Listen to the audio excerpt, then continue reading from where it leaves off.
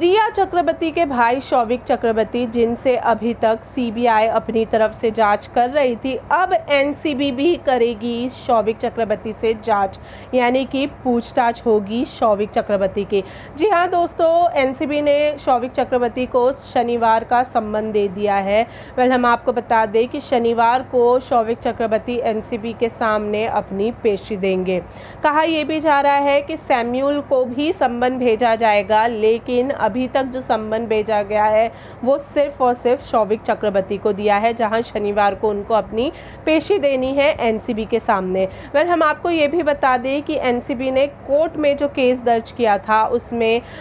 ये कहा था एनसीबी ने कि ड्रग्स पैडलर और ड्रग्स पैडलिंग का बहुत बड़ा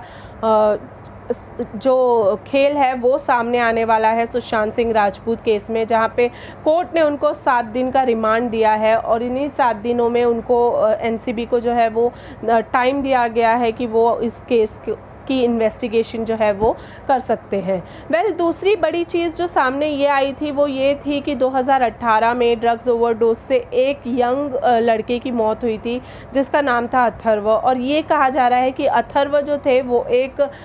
कॉप के जो थे वो बेटे थे। और इस साल 2018 के केस में अब्बास का नाम तो सामने आ ही रहा है। अब अब्बास और करण के तरफ से वाया जो नाम सामने आया है वो है शौविक चक्रवर्ती का। तो ये तो कंफर्म है कि शौविक चक्रवर्ती का नाम सामने आया है, लेकिन अब एनसीबी जो अपनी तरफ से जांच करेगी वो ये है कि क्या शौविक चक्रवर्ती सिर्फ ड्रग्स कंज्यूम करते थे या फिर ड्रग्स खरीदते थे, या फिर शौविक चक्रवर्ती ड्रग्स पैडलर भी थे, यानी कि ड्रग्स बेचने का काम भी वो करते थे। ये एनसीबी जो है वो पता करेगी। सुशांत सिंह राजपूत केस में जिस तरह से ड्रग्स का लिंक सामने आया है उस तरह से